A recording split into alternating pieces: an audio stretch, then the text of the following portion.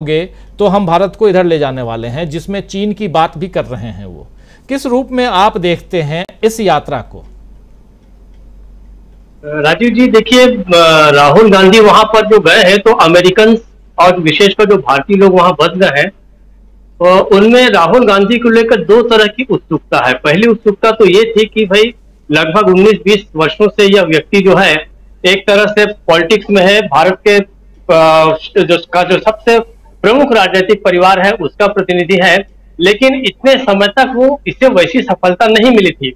दूसरी जो उत्सुकता है वो उसके भारत जोड़ो यात्रा के कारण है, और अचानक अमेरिका का वो वर्ग जो पिछले 9-10 सालों से नरेंद्र मोदी या भारतीय जनता पार्टी और आरएसएस के विचारों का प्रतिनिधित्व करता है या उनमें विश्वास रखता है, वो खेमा इतना वहां पर हावी था कि उसके कारण ये जो वर्ग है, जो उदार है, जो प्रगतिशील है, जो वैज्ञानिक सोच रखता है, मतलब जो है, चाहे वो कांग्रेस का समर्थक हो, चाहे वो प्रगतिशील दलों का समर्थक हो, समानता का हो, स्वतंत्रता का हो, बंधुत्व चाहता है, वो एक तरह से दबा हुआ था। लेकिन राहुल गांधी की जब भारत जोड़ो यात्रा खत्म हुई तो उसके कारण जो है उसमें उत्सुकता भी जगी और आशा भी जगी।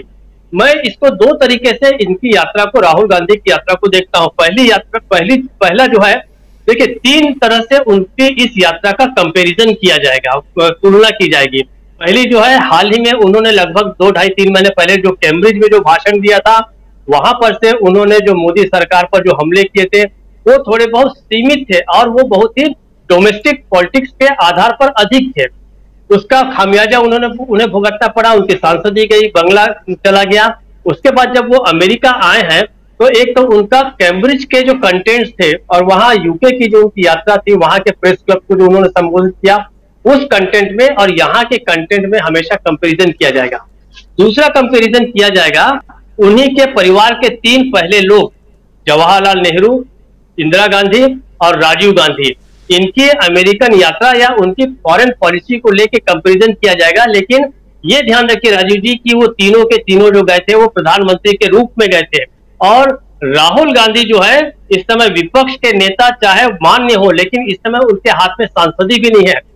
सही पूछा जाए तो वो ये इंडिविजुअल तरीके से, बहुत ही वैयक्तिक रूप से वो अमेरिका की यात्रा कर रहे हैं और अपनी बात जो है वो कह रहे हैं। तीसरा कंपैरिजन होगा कि अब तक क्या कोई भी विपक्षी पार्टी का नेता ऐसा था जिसने इतना बड़ा प्रभाव अमेरिका में जाकर छोड़ा हो। मुझे लगता है कि इन तीन तरीके से राहुल गांधी की इस यात्रा का कंपैरिजन हमेशा होगा। इनकी जो, मैं उनके इसमें आऊं कि जो 3 प्रधानमंत्री इनके परिवार के, नेहरू, इंदिरा और राजीव, नेहरू की व्यापकता और उदारता, इंदिरा गांधी का बोल्डनेस और राजीव गांधी की आधुनिकता, इन तीनों का सम्मिश्रण, अगर मैं इसे कंटेंट में बहुत अंदर तक नहीं जाऊंगा क्योंकि इसके बहुत सारी चीजें हमारे साथी लोग बोल चुके हैं, ये तीनों का जो है मिक्स्ड पैकेज जो है वो राहुल गांधी के इस सारे के सारे बयानों में रहा, भाषणों में रहा, वक्तव्यों में रहा, या सवाल जवाब के दौरान उन्होंने अपने जवाब में दिया। पिछले 3 प्रधानमंत्रियों का जो मिला जुला जो कंटेंट है वो राहुल गांधी दे रहे हैं। दूसरी बात, वहां पर यह पता चल गया है कि राहुल गांधी के पास न केवल नॉलेज है, नॉलेज सबके पास होता है, हर किसी के पास होता है, लेकिन उनके पास एक दृष्टिकोण है। वो दृष्टिकोण जो है वो आइडिया ऑफ इंडिया के बहुत ही अनुकूल है। भारत की जो राजनीतिक परंपरा है, हमारी जो विरासत, स्वतंत्रता आंदोलन से मिली विरासत जो है, उसी के अनुसार यह उनका एक दृष्टिकोण जो है वो स्थापित हो गया है।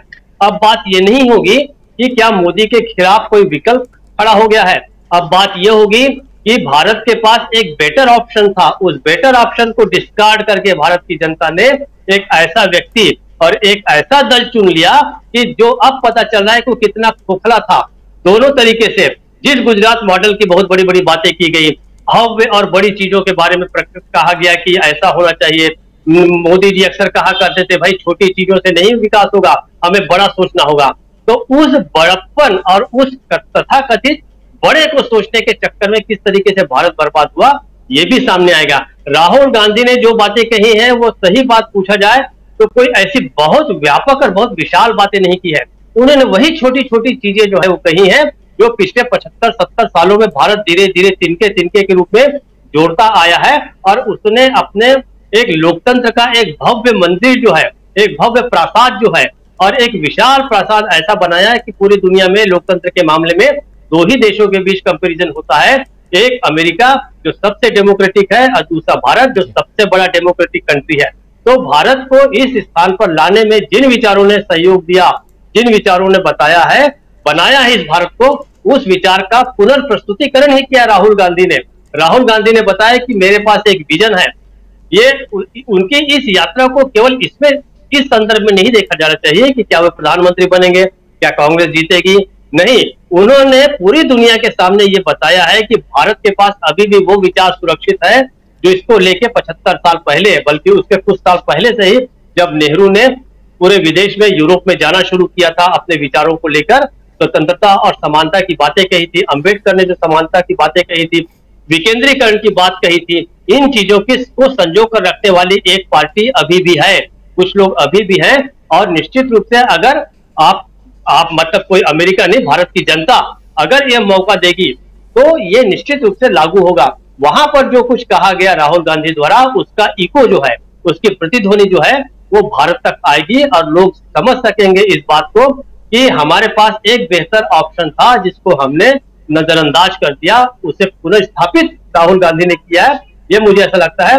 अब मुझे ऐसा लगता है कि जिस समय 22 तारीख को मोदी जी वहां अमेरिका जाएंगे तो उनसे फिर से पूछा जाएगा हाउ इज द जोश, और दूसरा पूछा जाएगा मोदी जी कैसे हैं आप, हाउ डू मोदी। ये सवाल जो है लेकिन ठीक दूसरे संदर्भ में पूछा जाएगा।